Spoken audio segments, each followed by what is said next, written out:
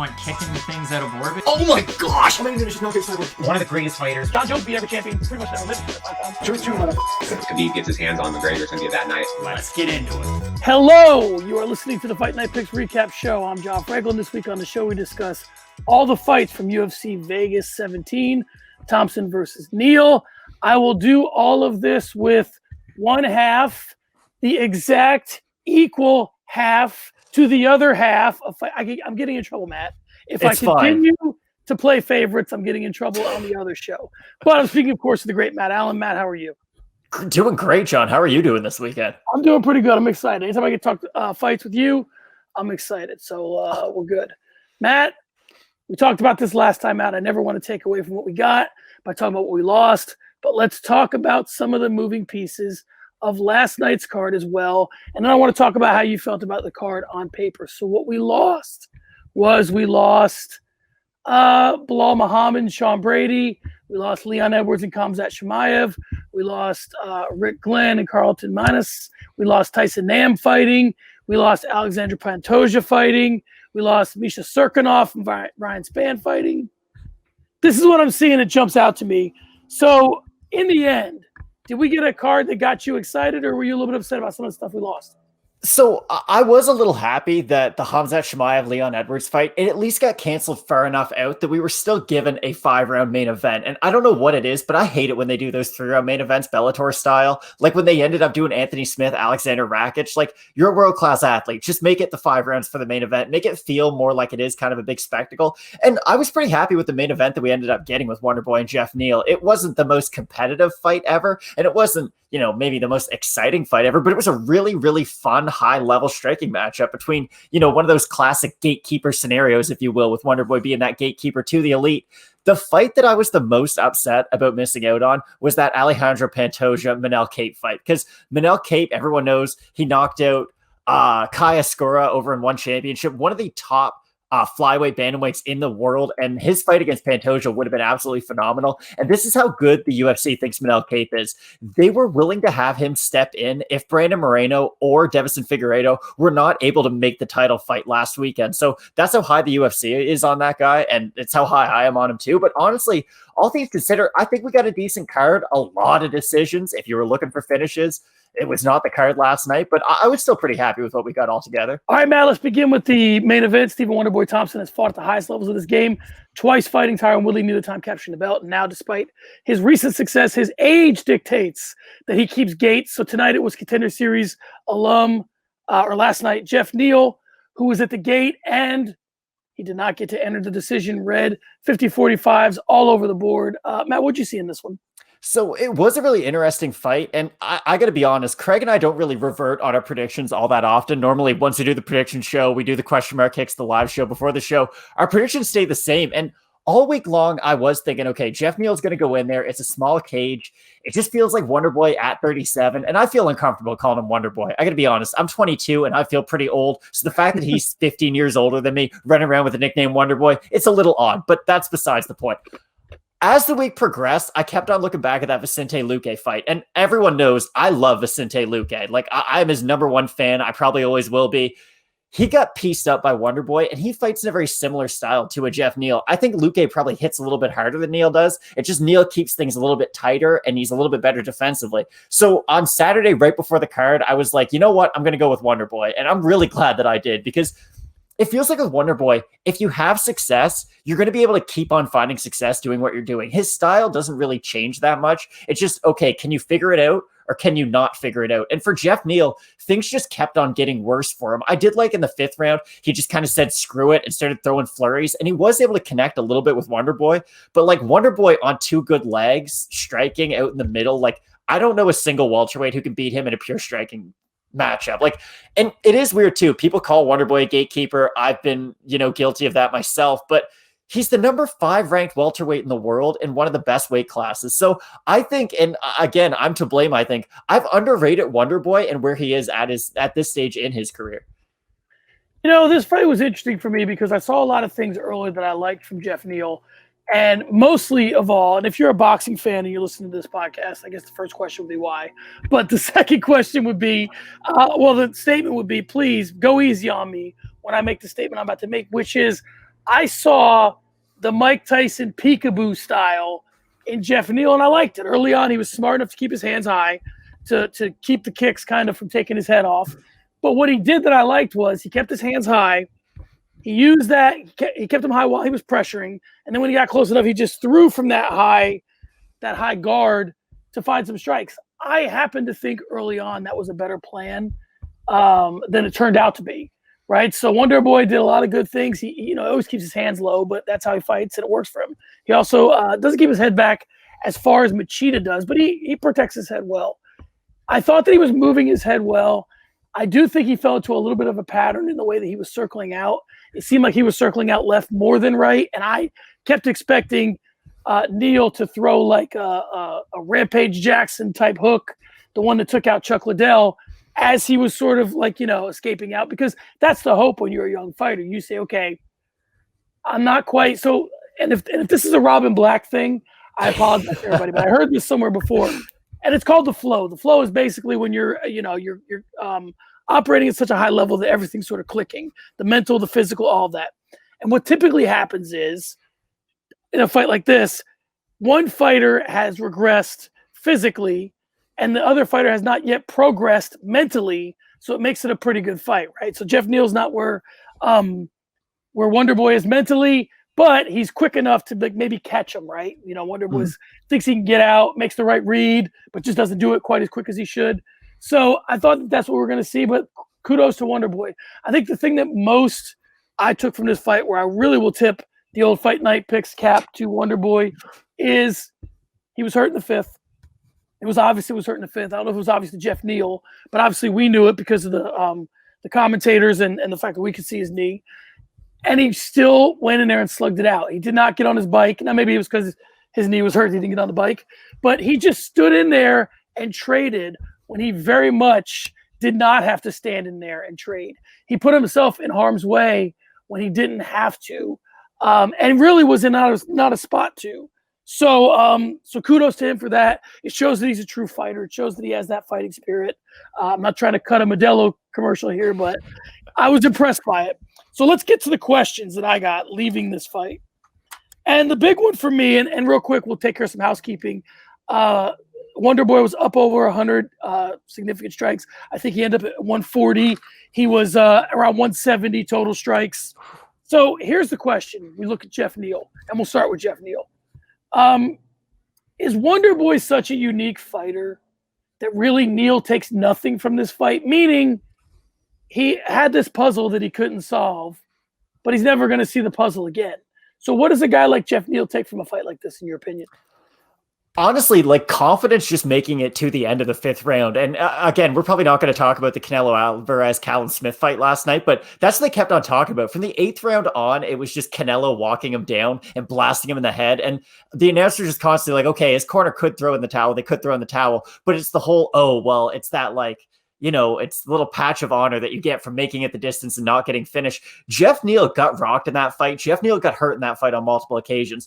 And again, he didn't do great against Wonder Boy, but no one really does. I thought Geoff Neal's striking still looked good. He carries his power to the fifth round because when he was landing those shots near the end of that fight, and when Wonder Boy was a little less mobile as the fight was going on, he was landing some bombs. And Wonder Boy just has a good chin, and he was able to eat them in return with his own. But I do think Geoff Neal can take a few, maybe it's not fight techniques that he can bring on to the next fight, but I just think the confidence of going 5 rounds, knowing that your cardio is good for 5 rounds, and knowing that your power can stay until that 5th round. I know he didn't get knocked down or anything like Darren Till did against Wonder Boy in the 5th, but I do think that there are a few positives for Geoff Neal moving forward. And it's really weird right now at 170 because you've either got strikers or you've got wrestlers. There's no real in between.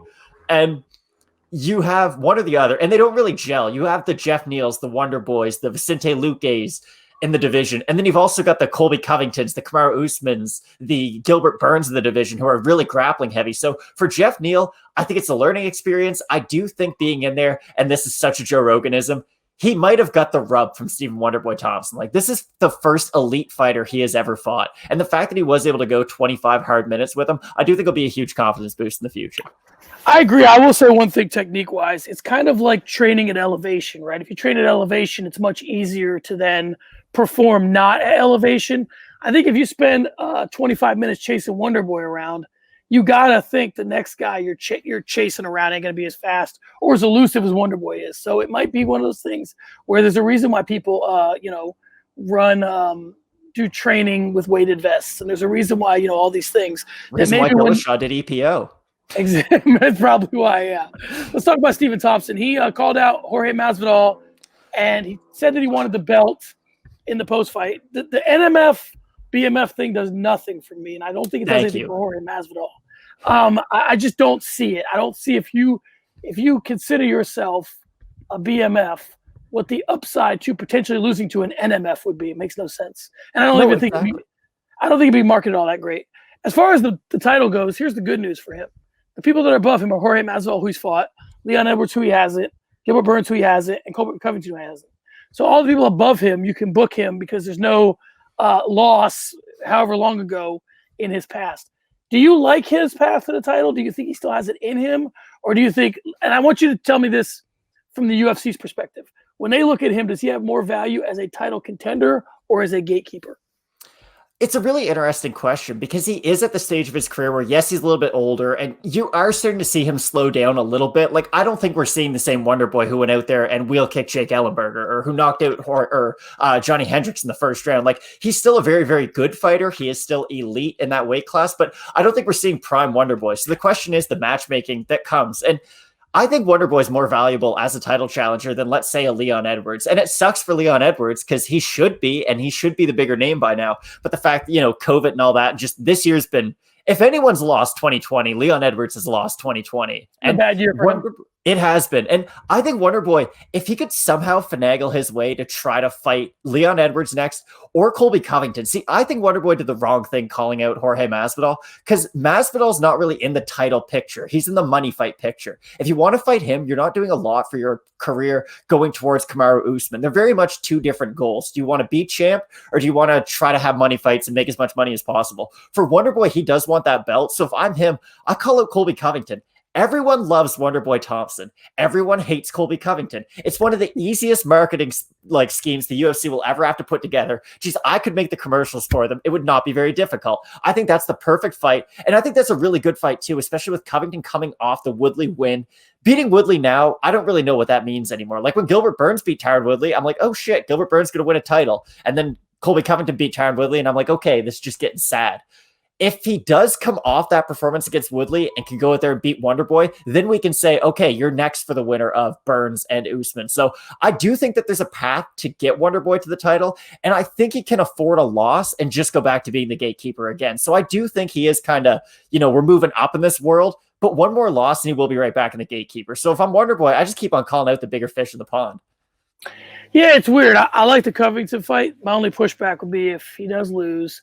I mean, Covington is the test for Wonder Boy to see if you should put him in there with Usman or not. But if he loses, if Kobe loses, then we lose the Masvidal fight potentially. And I want to see Covington and Masvidal fight, not when they're both in a weakened state. Real quick for Geoff Neal, Luque lost to Thompson. Now Neal's lost to Thompson. Do you like that matchup, or do you think bigger fish should be available to Geoff Neal? So I'm going to say a guy who was in the top 10 of the division and then broke his hand, and we haven't heard about him for a little while. I want Santiago Ponzinibbio to either fight Vicente Luque or Geoff Neal. If you want to have fun, you put that guy in there with one of those two. And those three are very interchangeable to me, if I'm being honest. They're just extremely heavy-handed strikers. Of course, they all fight from different stances and whatnot and have their unique little niches, but those guys all pretty much do the exact same thing. I want to see them all fight each other at one point, but I'd love Ponzinibbio to get in there with either Neal or Luque. All right, sounds good. Let's move on to the co-main event. Matt, when I was in my 30s and you were in your teens, Jose Aldo was one of the best fighters in the entire world. Unmatched speed and power at 145 pounds. Aldo's Hall of Fame jacket has been sewn, and somewhere it hangs awaiting the day when he puts it on. But for now, he's still looking to add to the Hall of Fame resume. On Saturday, it was Chito Vera, who is coming off a surprise win over Sean O'Malley. Vera was looking to take advantage of his move up into the penthouse at 135, and he didn't get it done. The results read Jose Aldo defeating Marlon Vera via unanimous decision, 29-28, all over the board. Matt, what'd you see in this one? Jose Aldo won every round of that fight. Let's just call it like it is. I thought Aldo looked really good, and I was a little too cocky about my prediction in this fight, and the fact that it went to a decision was kind of surprising. I thought Aldo was going to blow the absolute doors off Marlon Vera, and not just like, oh, beat him every single round. Like, if you go back and look at what John Lineker was able to do to Marlon Vera, and I understand it's a younger Marlon Vera, he rips 1,000 shots to the body and then goes up top. What's Jose Aldo amazing at doing? Ripping 1,000 shots to the body and then going up top. I thought he'd be able to replicate that game plan, and he was able to. I was surprised that we saw as much grappling from Aldo as we did, especially in the third round. We talked about the Marlon Moraes Rob Font fight, get into that later, about guys who I didn't think would grapple, who end up starting the fight grappling. But I thought Aldo looked really good, and I love the call out too afterwards, the TJ Dillashaw call out. Like, that's the perfect fight that I want to see. I want to see Jose Aldo either fight Dominic Cruz or TJ Dillashaw next. And the fact that he called out Dillashaw's coming off the suspension, I think that's the perfect fight to make at 135. It is sort of one of those money fights, if you will, for the division, just because there's not a lot of guys who can sell tickets at 135. I think everyone can agree it's one of the more exciting divisions. It's one of the more talent-stacked divisions, but there's not a ton of huge names there yet. Jose Aldo's still a guy who, if TJ Dillashaw is able to beat Aldo, it just kind of boosts the already big name that Dillashaw has. And if Aldo can go out there, finish Dillashaw or beat Dillashaw, we could have him right back into the title picture. Now, I don't ever want to see him fight Petr Yan again because that fifth round might have scarred me for life, but it is a realistic thing that we could get in the near future. And for Marlon Vera, you lost to arguably the greatest fighter of all time, or in one of those top 5 Mount Rushmore categories. I don't think it's the end of the world. You go from beating Sean O'Malley to losing a decision against Jose Aldo where, yeah, you got beat, but you had some good moments in it. So I actually think this is one of those rare win-wins for both guys. I'm with you on everything you said. Here's my only pushback to Petr Yan and Jose Aldo not fighting again. And I agree with you about the fifth. But here's my thing. Jose Aldo is one thing that we never talk about with Jose Aldo is he is one of those unique fighters, maybe him, maybe George St. Pierre, maybe a couple other guys, where they're so talented that literally you can make a case that they would have won a fight they lost had they just employed a different game plan. Like, you know, sometimes Aldo goes to the body when he should go to the head. Sometimes Aldo doesn't kick enough. Sometimes, like today, you know, Aldo took down Vera and just kind of grinded his way and kind of went rear naked choke hunting for a while, and that was effective. So, I mean, he has so many tools that if he fought Petr Yan with a different game plan, it might be a more interesting fight. So I don't want to discount that fight. I don't know that he's earned it yet, but he's in a unique situation also where he's so much better than everybody else in that weight class, but really not quite championship caliber anymore. And because he was so great when he was in his prime, that even his regression is still better than 90% of the guys he's going to fight. So I like the Dillashaw fight as well.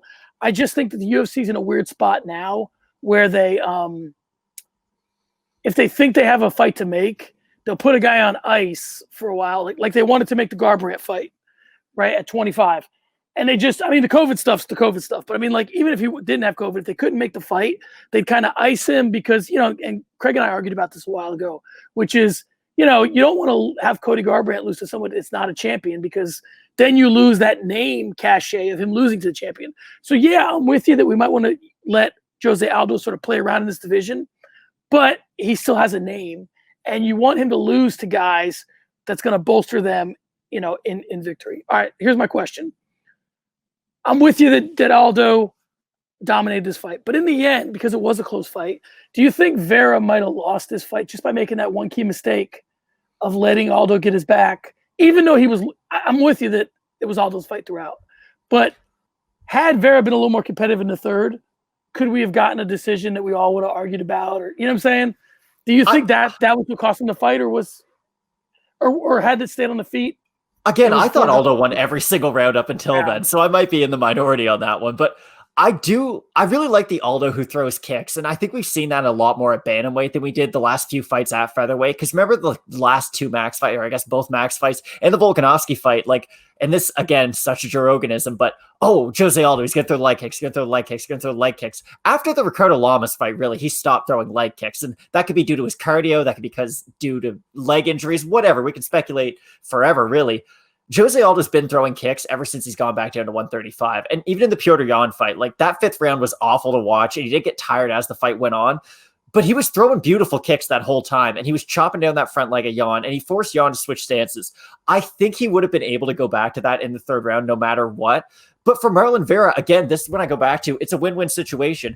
If you're Marlon Vera, that can be your mindset afterwards. I never recommend for a fighter to deny that they lost or anything, but if you're Marlon Vera, you can go back to Ruka and Perillo and be like, okay, I made one mistake against the GOAT, and I could have arguably had a split decision or whatever against him. So it's a huge confidence booster, again, kind of like the Geoff Neal fight. And I don't think Marlon Vera should hang his head on the performance he put on last night. I really don't. I was equally impressed with how good Vera looked as I was with Aldo. Because, again, I thought Aldo was going to knock him out in the first round. I did not think this fight was going to be competitive at all. You know, the interesting thing about Aldo that is frustrating if you're an Aldo fan is that despite his stature, I mean, he's not an overly short guy. He's 5'7", which isn't really short as for a bantamweight. I mean, it's really not even that short for a featherweight, but he's always sort of fought small. You know what I mean? Like he hasn't, he likes to throw knees. He likes to get in close. He's got short arms, like throw hooks. Really the only thing he does from distance is those kicks. And so for me, I just don't know if he could fight that kind of game against Jan. But again, we've already covered that. So let's talk. If we give him Dillashaw, what do we do with Vera? So with Vera, I thought about this a lot, actually, and I think I have the perfect matchup. When Nathaniel Wood fought Casey Kenny, it was one of the closer fights of the year, one of the better fights of the year, and more underrated ones, I think. Casey Kenny, he wins the really close decision, and he was rewarded with the Dominic Cruz fight.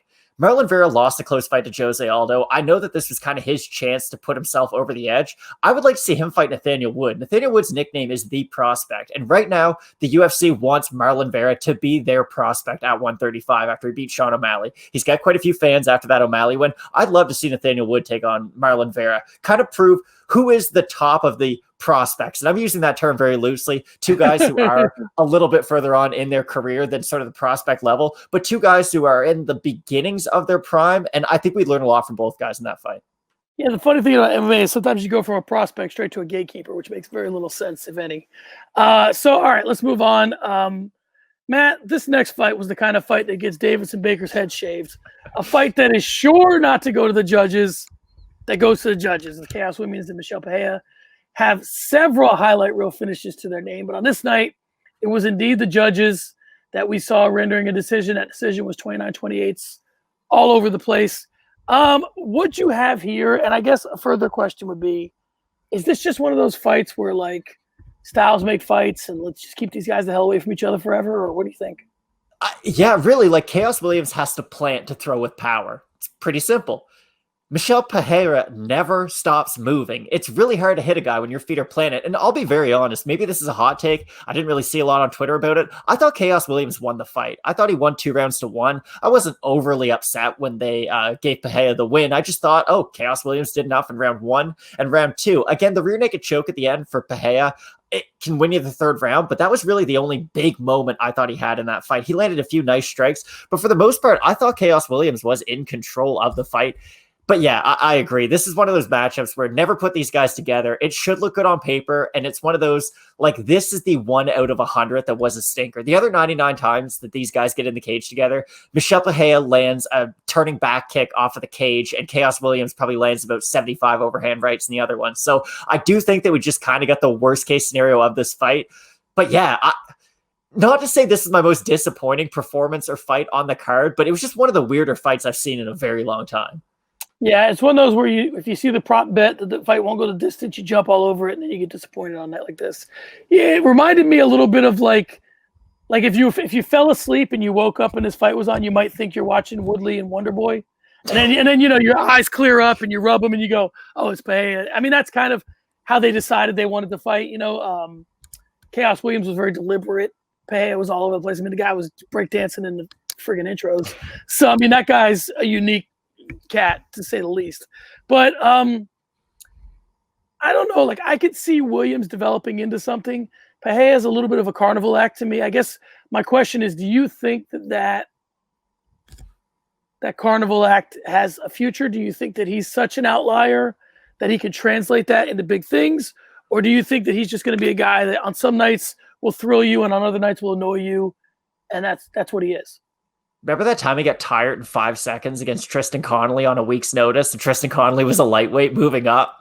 Again, I don't think either one of these guys have the highest ceilings in the world. If I had to say which one might become like a fringe top 15, like gun to my head, I'd probably say Khaos Williams. Because again, when you fight like him, you really only have to get lucky 3 times in a row against 3 somewhat recognizable opponents. Like, let's say they put Khaos Williams in there against Alan Jouban, a guy he's a welterweight, but I'd say he's a little bit more famous than just your average welterweight. He's got a bit of a fan base behind him. Let's say Williams goes out there, knocks him out. Then he fights Mike Perry, knocks him out. Like, guys like that who are outside the rankings, but by beating them really gets your name out there. We might be able to see Khaos Williams go on a bit of a run. But again, the issue is that he plants and then throws and plants and then throws. Any guy who moves on the feet should be able to avoid that. And when you look at the 2 guys who he has beaten under a minute, Alex Morono, who he's a good fighter. I know Craig and I are a lot higher on him than most people are. But again, he's not the most active guy, and he doesn't have the best footwork in the world. Cracks him. And then Abdul Razak Al Hassan, who he knocked out in 30 seconds. You don't learn a lot about a guy when his 2 wins in the UFC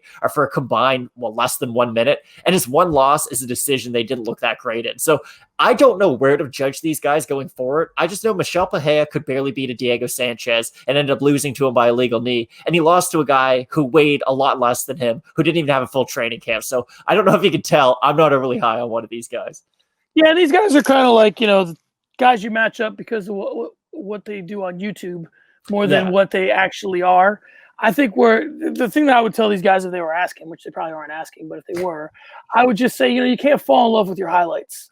And I think that sometimes I see these guys going for techniques because they want that big thing that, is the thing that they get known for, the big knockout or the big spinning technique or whatever it is. And it's like, if you want to establish yourself as a championship fighter, those things will come to you if you have the skills, but you can't go chasing them. And I think sometimes these guys are guilty of chasing them. All right, Matt, let's move on. There was a time when only a handful of men dared to stand on the feet with Marlon Moraes, a former World Series of Fighting champion. Moraes was the poor man's Jose Aldo. On this night, he fought Rob Font, who was coming off some big wins and looking to make his ascension into the top 10, using Moraes' back, and he will probably do just that. The result reads Rob Font defeating Marlon Moraes via TKO, 347 in the very first round. The easy question would be, is this your biggest surprise of the night? But talk about what you got here. What do we have in Font, and how did you react when you saw this happen? So I want to see if you agree with my comparison right here. I don't think Marlon Moraes is like the knockoff Jose Aldo. He's just a small Alistair Overeem.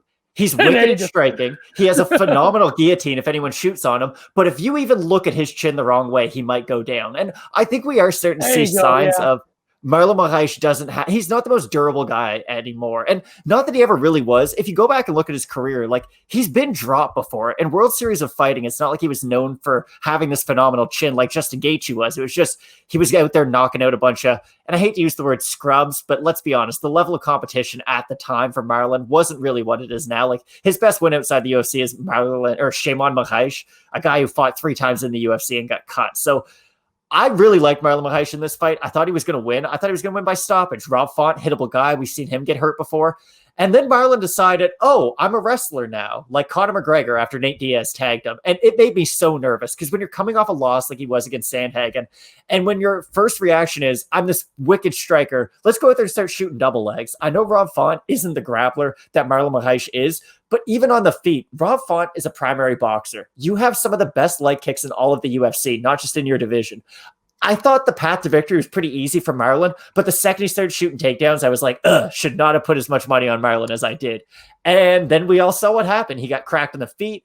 He kind of hurt Rob Font there for a second, and then, of course, he got finished, but it was a late stoppage, first of all. That's really what stands out to me on this. And I have no idea what you do with either guy after this fight, because with Rob Font, this is his first, I'd say, marquee win in the UFC. He fought John Lineker. He wasn't able to get past him. He fought Pedro Munoz. He wasn't able to get past him. Marlon Moraes was the first kind of elite guy that he was able to beat, but I still don't really know where I put Rob Font in this division, because the last time he fought Rafael Assunção, who, again, Assunção is a good fighter. He's very well-rounded. He does everything quite well. He beat the absolute brakes off poor Rob Font. So I don't really know where I can put Font's ceiling at. And for Marlon, A, don't take a fight 2 months after you just got knocked out by a spinning back kick. Just advice for any young fighters out there watching. Don't know if there are any.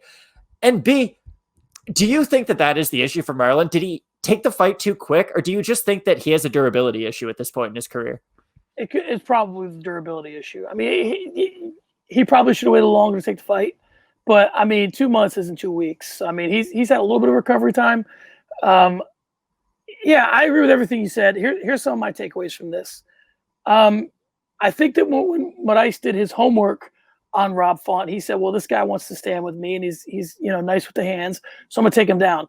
The part of the scouting report he didn't read was that Rob Font has no problem getting off his back. Rob Font can get back up when he needs to. Now, for Font, here's what my takeaway to this fight would be. You can look at it one of two ways if you're Rob Font. You can look at it like, man, I'm really fighting good, or you can look at it like, I fought a mirage of a fighter. I fought someone who people thought, who's I say this a lot, but whose name is in fact bigger than his game.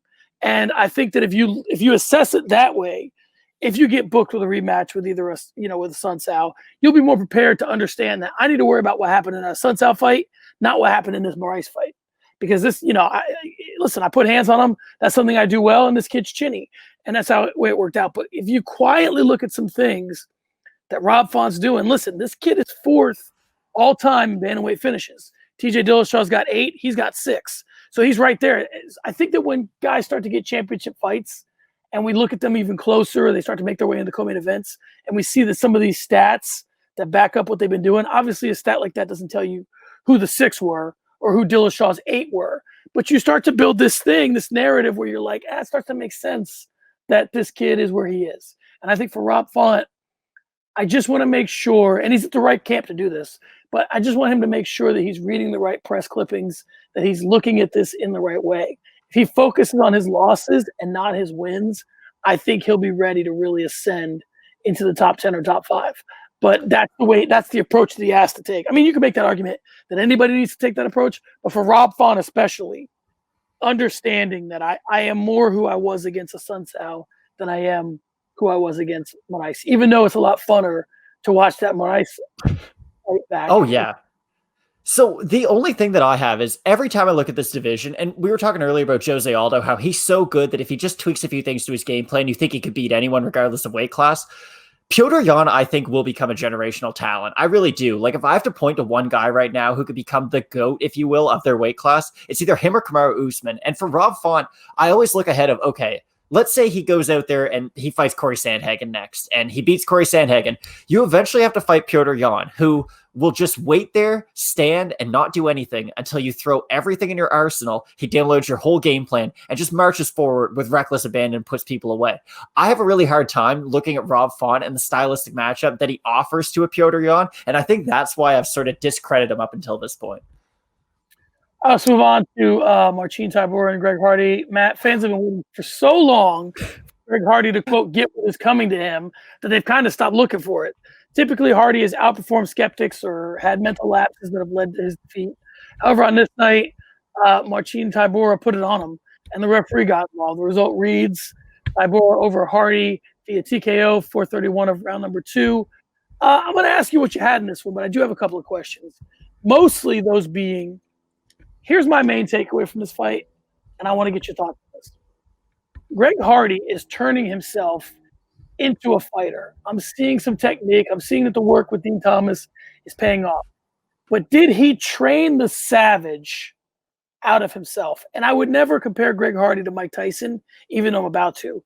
Meaning, was part of what made Greg Hardy a difficult matchup was that you walked in and said, I'm dealing with a loose cannon tonight. So who the hell knows what this guy's capable of or what he's going to do? And now that he's a little bit more cleaner with his stand-up, is he less of a wild card? And thus, fighters can say, I can just fight this guy traditionally. And his lapses in technique will expose themselves. What are your thoughts on that? I agree wholeheartedly, but I do think that we have started to see chinks in the armor from the second he joined the UFC. Like the whole Puffergate thing, that was the first thing. But also in the Alan Crowder fight, like he was exhausted after about 2 minutes, and I don't think his cardio has improved at all since that fight.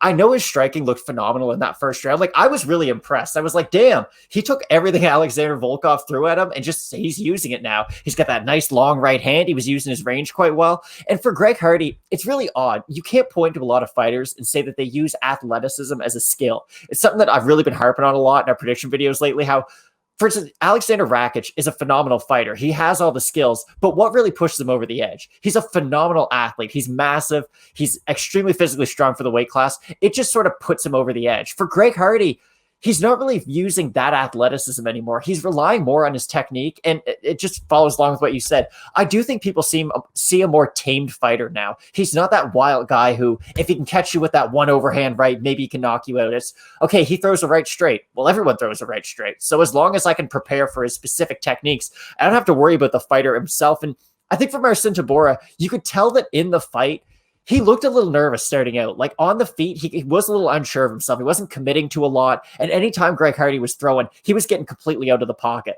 But as the fight progressed, and you could tell that the steam was coming off of Greg Hardy's punches a little bit, Marcin Tybura, just from a body language standpoint, looked so much more confident, started marching him forward, wasn't as nervous about the power coming back his way. And I think when a guy like Marcin Tybura beats you, I always have Marcin Tybura as my gatekeeper for heavyweight, and I love Marcin Tybura. I might be his only fan. If the UFC sold a fight kit of him, I'd probably have one by now. But if Marcin Tybura is able to beat you, a lot of guys at heavyweight are able to beat you. And I think now people are starting to see that, yes, it's a more tamed heavyweight fighter, and we have started to see that, okay, well, the gas tank's not really there, the grappling's not really there. Like, there's a lot that we could take advantage of if we're fighting Greg Hardy. You just really have to avoid that first 2-3 minute storm. And it's not like it's a 2-3 minute storm like a Rumble Johnson where he's throwing head kicks, he's throwing uppercuts. Everything he's throwing is really nice if you're Rumble. With Greg Hardy, it's I throw that right straight, I'm pretty fast, but then I fall off a cliff. And I don't really know where we put Greg Hardy after this. Like, I've seen him against Marcin Tybura. I've seen him against Alexander Volkov. Do we just keep on giving him like UFC newcomers for the next year and a half and see how much he progresses at that point? What I'm about to say, I'm sure they'll be able to poke all kinds of holes in this in the comments, and please do. I love it. So, but here's my thing. I'm going to use other sports to compare because Greg Hardy was a football player, and I have a fairly good example in baseball as well. But and this is one of my prouder moments as an athlete myself, which is Pete Rose said something that I used to do when I was a kid. And when he said it, I was like, I used to do that. And it was just, maybe he said it. Maybe I saw something he said when I was a kid and kept it.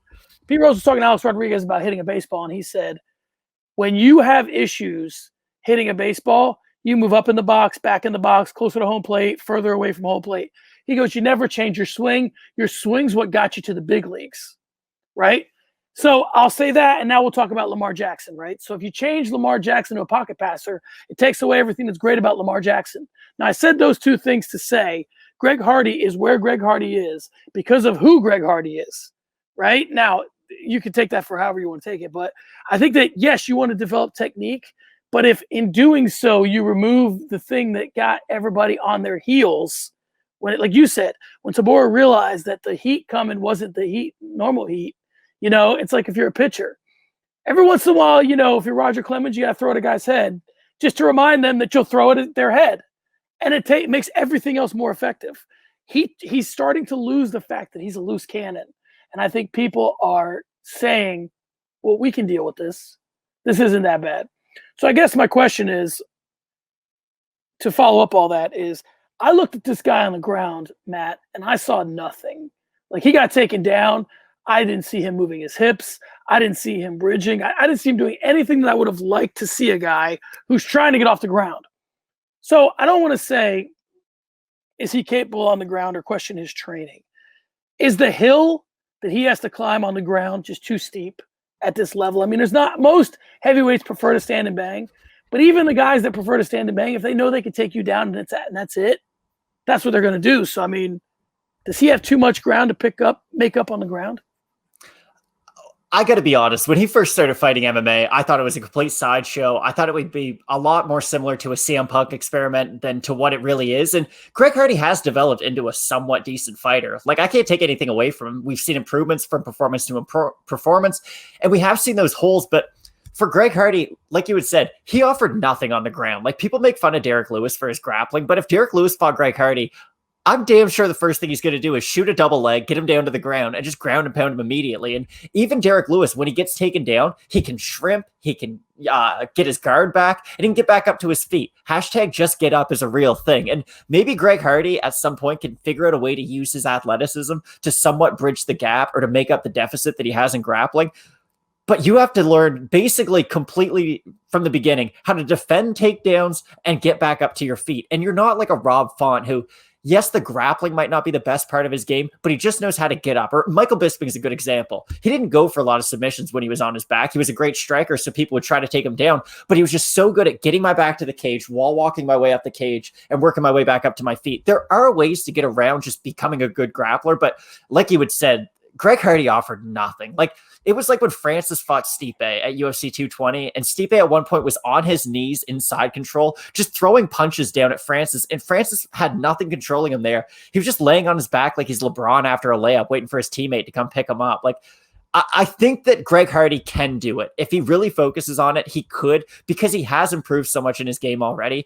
But again, I think this is one of those, it's going to take 2.5, 3 years for him to even be able to be a little bit competitive with a guy like Tybura on the ground. So I think it might be too much ground to really make up, but I'm sure he will be able to show, minor improvements in his grappling. But again, cardio, if you're tired, you can't defend takedowns. So he either has to buy a treadmill and do nothing but like put on wrestling shoes and defend takedowns for the next 2 years, or I just really don't know what he's going to do.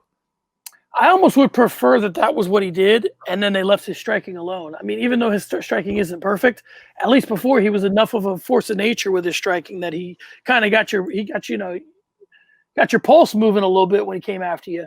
I will just say this as a complete side note. Any one of the fans listening now that can turn Matt Allen wall walking into a GIF, I will sign this hat and send it to you, because I would love that as an out of context GIF where no one knows that you're wall walking. They just think that you're, dancing. So that aside, let's move on to the prelims. I got only an intro for the Pettis fight because I think he deserves it, Matt. If Anthony Pettis was an internet meme, speaking of internet memes, it would say how it started, the Showtime kick, how it's going, the prelims. He drew Alex Morono on this night, and the result read 29-28 all over the board for Pettis. Does this guy got anything left? I mean, what are we dealing with here? I got to be honest. I'm more impressed with Anthony Pettis than I ever thought I would be. And I'm not an Anthony Pettis guy. I've never been a big Anthony Pettis fan. And I've kind of seen his whole arc from when I started getting into MMA. Because Craig and I got into MMA when John Jones had beat when Shogun beat Lyoto Machida in their rematch for the title. Like, that's when we first really started getting into it. And that was around the time where you've got the WEC merger, you've got the Strikeforce merger, there's all these new fighters in the UFC. And Anthony Pettis is at the top of the list for like, this, the guy you have to be excited about. Of course, everyone knows the Showtime kick. He said in his interview with Ariel Helwani this week about how, like, in all of his interviews before that, after the RDA fight, he was never talking about, oh, I need to get better or I need to improve this. It was always, I just need one more win and I'm back to the title. I just need one more win and I'm back to the title. And he was less focused on improving himself and more focused on, okay, I just got to like knock out the next guy. How do I get back to the title? How do I get back to the title? Anthony Pettis, as of late, I know the Cowboy fight was somewhat controversial, but he beat Cowboy at the start of the year. He beats Alex Morono now. And I know he keeps on talking about moving down to 155. And I hate it when people do this, but I'm about to do this. Just go to Bellator and try to become the welterweight champ. Like, your brother's over there. Benson Henderson's over there. You can have that fight again. Like, there's so many money fights, if you will, over in Bellator for Anthony Pettis right now that I think that would be the smartest move for his career. I still think that he has the competitive edge over most guys over there, and he could fight at 155. He could fight at 170, and there's a ton of fun fights that we've yet to see from him. I'm really excited about Anthony Pettis moving forward. I know I'm in the minority, but actually, I'm really proud of what I've seen as of late. Not for nothing, that should be a keeping score, so you should do that. Anthony Pettis to Bellator would be a great keeping score to really like flesh it out. I agree 100%. I think that he is a guy, one thing that doesn't get talked about a lot, and some people think it's cliche and some people think it's corny, is when fighters go on these, like, they make commitments to a certain part of their games, and it's like, oh, he's doing this or oh, he's doing that, like where you see like a fighter who, like, you see him in a bunch of jiu-jitsu tournaments and he's posting stuff on Instagram where he fought in this one or that one. In my day, it used to be the Abu Dhabi Combat ADCC. A guy would always commit to ADCC and then changes. The guy takes a trip to Thailand, really gets into Muay Thai. Gets Bangkok ready. I want to see these things. I mean, I think that's an important part of your career. Take a year off and go to Thailand and just see what's cracking over there. And I like him going to Bellator more than any of those things, but those things would be interesting as well. It's time for you to have like some sort of a journey or a pillage isn't the word, a pilgrimage to a different part of it. Some missionary work, do something like it's a silly cliche to use missionary work legitimately, but like an MMA missionary work where you just say, I'm dedicating this part of my life to this thing. Well, All right, I mean, just the year off for the break, like the mental break. Again, Jorge Masvidal, before he beat Darren Till, like we hadn't seen him after the Wonderboy fight. He goes for that year away on the island, doesn't have a lot of social media or whatnot, gets a little bit detached from kind of the fight game, and it completely changed his career for the better. So maybe just the time off to, recuperate mentally could even do wonders for him. Yeah, and maybe like you said, maybe he does a little bit of both. He takes some time off, commits himself to helping his brother's career, and then helping his brother's career and meeting with the Bellator people and all that. He ends up going there. And listen, one thing also that never gets talked about. If you want to go to Bellator, you want to do it after a win. Go do it on your terms. So it seems like you're choosing, maybe you're cashing a big check or you're going over there. Don't go there after you had 3 losses in a row and it seems like, you're on your last legs. All right, Craig. I did it again. All right, man. Goodness. We've moved. It'll fade. Trust me. I'm getting better. This is the portion where I start butchering names, so be prepared. Pannie defeated Sijara Eubanks via unanimous decision. 29-28. It's all over the board. What do you got here? It was a pretty good fight, honestly. I thought Eubanks was going to be able to win it. Again, she's one of those fighters who she does use her physicality quite a bit as a skill. And Kianzad, I just wasn't overly sold on, but it was a fairly entertaining fight. I unfortunately think that this is Sijara Eubanks. This is her putting in her application for the Dana White 60 or 80 or whoever we want to call him. She's now 6-6. We all know her trouble with the promotion, really her whole UFC career. It's unfortunate to say that, but that's probably the last time we've seen her in the UFC. For Kianzad, when you look at her record, she's fought really good fighters, especially as of late. And I say really good fighters, and then Betch Kohei is one of the first names that pops up. But still, she's been on a decent little run. She has the win over Betch Kohei. She beat Jessica Rose Clark.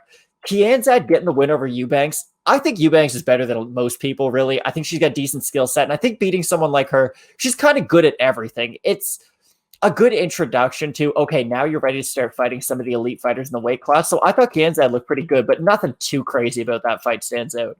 But Deron Winn looked really good against Antonio Arroyo. It was one of those really weird fights where it comes down to what do you emphasize more? Do you judge the wrestling or do you judge the striking? Because in the first round, Arroyo would beat the absolute brakes off Deron Winn on the feet, but then Winn could take him down 7 times and not do anything with them.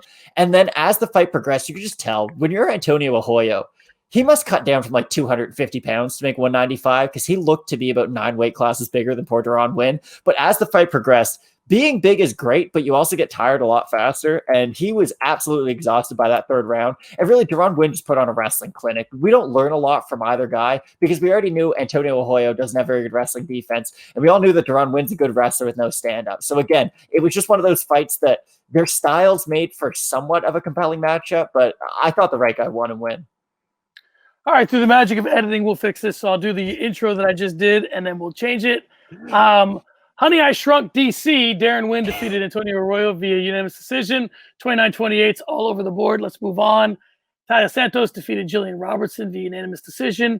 30-26, 30-26, 29-28. Listen, I'm seeing all this propaganda of Gillian Robertson training with Dean Thomas and how it's going to change. She's going to be the next big thing. And then we have this. What do you make of this? I'm glad you used the term propaganda because I definitely fell for it. I was like, oh, Gillian Robertson, she's already a great grappler. Now she's full-time with Dean Thomas, more one-on-one training, less of a group environment like he would have had at ATT. You know what? She's a black belt. She has good wrestling. She'll beat Taila Santos. Not at all. Taila Santos was like, yeah, Matt Allen FNP, I'm going to ruin your whole parlay and your predictions because she looked absolutely phenomenal. She really did. And I can't say enough things about Taila Santos. You look at her record and it's a little bit salty. She hasn't fought the highest level of competition throughout her career, but you just look at the improvements that she has been able to make from fight to fight. And she's not known for her ground game, but the fact that she was willing to go out there, she had really nice hip tosses and she was getting Robertson to the mat where I thought, okay, if she's going out there looking for takedowns over Robertson, she might be able to win minutes of the fight, but eventually Robertson's going to find an arm, find a leg, scramble out of it, work her way on top. That never happened. Gillian Robertson just kept on jumping for arm bars like she was our boy Jimmy Flick from the prelims, and it just didn't really work. And once you go to that well, Michael Bisping had said it, I forget which fight it was. Oh, when Dustin Poirier fought Dan Hooker, Michael Bisping was on commentary. And Poirier would go, he'd jump guillotine and then he'd go like omoplata. And you could tell that on the ground, Poirier was quite a bit better than Dan Hooker. That's why he was comfortable with jumping for submissions. But after you do that once or twice and you don't get it, Stop doing it. If you're Gillian Robertson and you pull guard on an armbar 3 times, how about we stop doing it? Why not go for it for the 4th? How about we shoot a double leg? It was just kind of weird game planning, and it was one of the stranger fights. But again, I was really impressed by the performance that Santos put on, and I'm more than ready to see her against some of the elite in that division. Okay, here's the one I'm going to butcher. Tafon Nchukwi defeated Jamie Pickett via unanimous decision. 30-25, 230-26. How'd I do? Tafon Nchukwi. You just get rid of the... Yeah, and again, I butchered it a lot of times in our video, and Craig got very mad at me multiple times, but that's for another time. Or the blooper reel, he looked great against Jamie Pickett. Jamie Pickett, they were really hyping him up. He was on Contender Series 3 times, which is never a great sign, but he was coming off a win, and he throws these big, crazy flurries if he does get someone hurt. But with Tafon Nchukwi, it would have been the Joe Rogan narrative of, oh, Tafon, he's a big guy. He's really muscular. He's going to get tired. He's going to get tired. He's going to get tired. He's going to get tired. He never got tired. He got better as the fight progressed, and he looked really good. I loved his striking. It was weird where Jamie Pickett at a certain point of the fight would get hit, and he wouldn't turn his head like Alistair over him and run away, but you could just tell that the power was getting to him. He wasn't going down because of it, but every time he got cracked, he felt the force of that shot. And I'm a lot more impressed by Tafon Nchukwi. The fact that he did go all 15 minutes and we didn't just see a flash knockout, because I don't learn anything about you if you're a knockout artist and you just keep on knocking people out. I just know that you have that one really good component in your game. Now that I see that you have that crazy power, but you can also stay disciplined when you have a guy hurt, and you can stretch a fight out 15 minutes and keep your power late. Really impressed by Nchukwi, and I do think he can go far at 185. Take it easy on Joe. Those big muscles need oxygen, Matt. All right, Tyron Woodley. All right, Jimmy Flick defeated Cody Durden by submission via triangle choke. 3:18 of round number 1. What'd you have here? Oh my God. That was one of the nicest submissions I've ever seen. Like, if you hit a flying anything by pulling guard, I'm going to be a big fan of yours for life. And this was an interesting fight because, again, Cody Durden is a good grappler, but he has the wrestling side of the grappling game, whereas Flick much more credentialed in jiu-jitsu. The stand-up wasn't phenomenal by either guy, but the second he latched up that submission, I'm pretty sure he got $50,000. It's a crime if he did not from Dana White. I'm almost 100% sure he did. But if that's not submission of the year, it's officially on the short list at the end of the year for sub of the year, because that was just so nice to watch. All right, moving on. Christos Giagos defeated Carlton Minus via unanimous decision. 30-26, 29-27, 29-28. What you got here? So this is one of those weird fights where Rick Glenn falls out. Christos Giagos takes his place. And I'm like, well, this is really weird because Rick Glenn's a decent fighter. He's a good 145er. We haven't seen him a little bit, injuries and whatnot. Christos Giagos is a decent lightweight, though. Like, he's been in there with some really good fighters. He's going to have his name in the history book forever because he is who Charles Oliveira beat to get his submission record by beating Royce Gracie. Christos Giagos, unfortunately, was on the receiving end of that rear naked choke.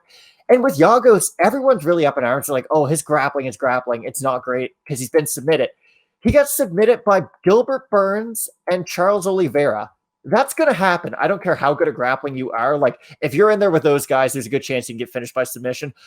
We saw what we knew we were going to get. You have a guy in Carlton Minus coming in off Contender Series. I kind of liken him to one of those fighters who they're in the UFC a little bit too soon. I know he is 10-3, which is, it's not nothing, but he's a very raw talent and he is quite green. And to throw him in there with a guy like Giagos, who has really good volume, has good grappling, can mix it up on the feet, but he has awful cardio and Giagos that I figured Giagos was going to be able to win. That third round was a little iffy again, just because of the gas tank of Christos Giagos, but I thought it was a good fight to get the night started. But again, it's one of those fights you don't learn a lot from either guy, because Giagos going into that fight, he was a big favorite. He deserved to be the big favorite because his last loss was a close one against Drakkar Klose. And Carlton Minus in his second UFC fight hasn't looked good in either one of them. I'll be curious to see if they give him a third try, but really hard loss for Carlton Minus. And for Christos Giagos, listen, he was out for a year. If you're in his position, a fight like this isn't bad to get the ring rust off. All right, man, let's get out of here in a rush with the wrap. Let's start with some housekeeping notes. Performance of the night, you alluded to $50,000 to Stephen Thompson, $50,000 to Rob Font, $50,000 to Marcin Tybura, and $50,000 to your boy Jimmy Flick. Do you agree with all those? I mean, they seem pretty straightforward, pretty obvious. I'm a big fan when the UFC gives out performance bonuses to guys who don't win by finish. I think they should do that more often. I think we get a lot of fight of the nights because you have one guy who's better than the other guy, but the other guy's too tough for his own good. I always look back to when Ferguson fought Justin Gaethje. It's on like fight of the years and whatnot. Was that really that good of a fight in hindsight? No, it was one guy throwing overhand rights and left hooks, and the other guy was just really, really tough. It's a great fight, but again, it's one of those, I think Gaethje probably deserved a performance bonus, then that was your fight of the night. I agree a lot with this main event. The first time I ever really remember seeing it and it really stood out was when RDA beat Anthony Pettis for the title. They gave him the performance bonus last night, and I was like, well, that makes sense. It was a good fight, but even though he didn't get the finish, it was one-sided. I agree with all those bonuses. Let's move on to the victory lap. Let's talk about where Matt was right. Take some time, tip your cap, pick up your roses. Where were you right on this night? I had a pretty good night. I had 8. I went 8-4. And again, it was a weird card because the fights that I got wrong, I got very wrong. But the fights that I was far too confident about and had no business being, I was actually justified in that. The Deron Winn Antonio Arroyo fight, I know after the weigh-ins, a lot of people got cold feet on Deron Winn, just because the size discrepancy between the two was so massive. And most people think Antonio Arroyo, the stat always gets bring up, oh, well, people bring him in when they're fighting Thiago Santos. He's really good at emulating him. He's not Thiago Santos, and he doesn't really fight that much like him in the actual cage. I was overly confident about that pick, but it ended up paying off.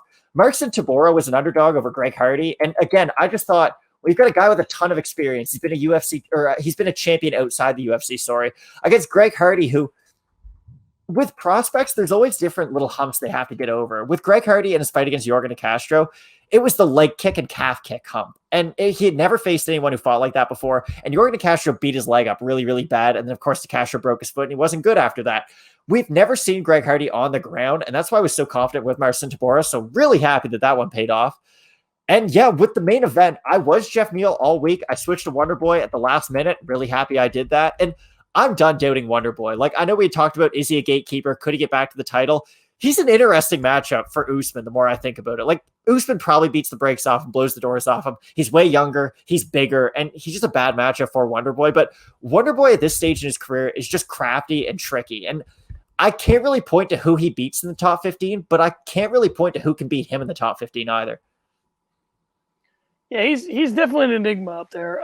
Let's talk about the things that you might have missed. We talked earlier about Gillian Robertson. What else were things where you're like, I just didn't see this coming? I didn't think Rob Font had bricks in his hands, and I wasn't yet aware of the fact that Marlon Moraes has a glass chin. Now, that's a harsh term to use. I hope Marlon does not rewatch our little post-fight show, but that was surprising. And I do think the Overeem comparison is almost perfect. Like, most of their submissions come by guillotines. Most of their wins come by knockout. They both throw a bunch of kicks and knees, and they both can't take punches on the chin. I expect his career to not play out as successfully, though, as Overeem's, now that we know what we know about Marlon. Because of Overeem, okay, you don't have a great chin, but you kind of use that to your benefit. Like, Overeem sticks his head out there a little bit to get guys to throw just so we can counter them. I don't see Marlon ever really developing that side of his game, but that was probably my most disappointing performance and a pick that I was fairly confident about going into Saturday. All right, let's talk about some takeaways. For me, my big takeaway is that maybe, just maybe, Stephen Thompson, Jose Aldo, and Rob Font might be a little closer to a belt than I thought they were. I don't know that I would by any means put them even as a close underdog to the guys that currently hold those belts, but they're I thought Rob Font wasn't quite there yet, and he may not be. It might have been just a great matchup. And I thought that I'd already written the obituaries of Thompson and Aldo. I think that I might have been wrong about those two guys. What's your takeaway from tonight? What sticks with you?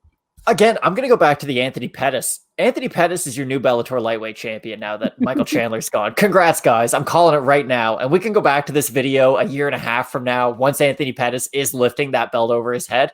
I think it's it for him in the UFC. I just think it makes too much sense. And I agree 100% with what you said. When you see a UFC fighter go to Bellator off 4 losses, you're like, well, of course, that's where they're going. But with Anthony Pettis, he is in that Benson Henderson kind of Ryan Bader category where it's like, okay, I'm still pretty good, and I would argue Pettis has a bigger name than either one of those two guys who went over to Bellator. So if he can go over, I don't want to see him fight Douglas Lima. I think that was the biggest mistake Benson Henderson made. He was like, yeah, I'll fight for the title at 170, and Koreshkov destroyed him. I don't want to see that, but I would see Anthony Pettis fight.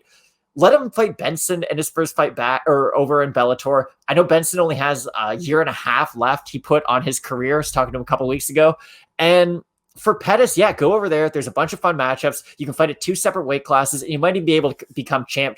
And Bellator would then be able to say, we have the Pettis brothers as our 2 big stars, and it might help to strengthen their brand a little bit, and for both Bellator and the Pettis brothers. So I think Pettis leaving on a win and looking really good is the biggest storyline for me. All right, let's talk about who won the night. Who do you think won the night? Who won the night? Well, I can tell you who won the night, I think, the most. Rob Font won the night because I know I was really skeptical going into this about this might just be a little bit too much. And we've seen Rob Font in these positions before. And when you do have a guy who has had a few chances and he has had a few cracks at the top, but he just can't make it over the hump, when he finally does make it over the hump, it always feels like it's something special because now we can see him in there with those other elite fighters at bantamweight, with the guys who he hasn't been able to get a fight with. Like, if we get Rob Font versus Cody Garbrandt next at 135, I would be so excited. Like, there's a ton of fights at 135 for Rob Font that he hasn't been in there with. He could make that run up to the title now, and beating a guy like Marlon does prove that to me. So I still think Rob Font for me he's gained the most in at least my mind. I think the way I kind of figured this out is, all these shows like Arrow Hawani and all these other shows, who's the guy I would most want to hear from on Monday? And that's the guy that probably won the night. And for me, it's Rob Font. Like you said, Wonder Boy's had bigger nights. Jose Aldo's had bigger nights. I don't know if Rob Font's had bigger nights. It's probably the biggest night of his career. All right, let's hit the notebook up really, really quickly. Fitzgerald, Cormier, Bisping. What do you think? You like Loved them? it. Yeah, how about we just get rid of Joe Rogan and replace him with Michael Bisping? Like, we can do it in stand-up. We can do it in the podcast. Like, anything, really. DC and Michael Bisping have that fun dynamic where I know people like that between DC and Joe Rogan is kind of silly. Bisping offers a lot of that, but also when it comes down to actual fight technique and talking about the fights themselves, he must actually watch fight nights because he knows about most of the fighters on there, unlike Joe Rogan. And he just seems to be the more well-read and researched guy at this point. I really like Fitzgerald too. I like him and DC have this weird dynamic where it's like DC's like the big brother always giving him a hard time. I really like those three. Like, if we could have those three and then just switch out Fitzgerald for John Anik every other week, I'd be more than happy. Yeah, I think that Fitzgerald and Bisping put together a relationship doing some Contender Series stuff, so they've worked together. DC can work with anybody. I mean, DC could, my son and my daughter could do the UFC pay-per-view with DC, and it'd be a hell of a night on commentary. So, yeah, I liked it a lot. I think it's they're going well. I really just want to take my hat off to Michael Bisping really turning himself into a good commentator. He wasn't great at the very beginning, but he's turning himself into that. All right, so what do we got? 3 weeks until the next one? What are you guys looking at coming up? What's next on Fight Night Picks in your world? A lot of stuff coming out. I know Craig and I are going to be trying new shows. We've got all those little shorts for Manscaped that's coming out. Like, it's still going to be a busy few weeks for us. We got a few new shows kind of that we're developing, if you will, right now. But yeah, just because the fight stopped doesn't mean Fight Night Picks have stopped. We're just rolling into 2021. Going to make sure 2021 was a hell of a lot better year than 2020. There you go. Hit the comments and tell Matt to get onto the document for the end of year awards. Let me know what to do. We're going to do some end of year award stuff coming up. I'll be putting that up for you guys. We'll either do an early stoppage or we'll do it just on its own. And either way, we'll be getting Matt's input, obviously. All right, guys, last fight of the year. We're rocking and rolling on the recap show. We're looking for a big year in 2021. Talk to you later. Next time, 3 weeks from now. Peace.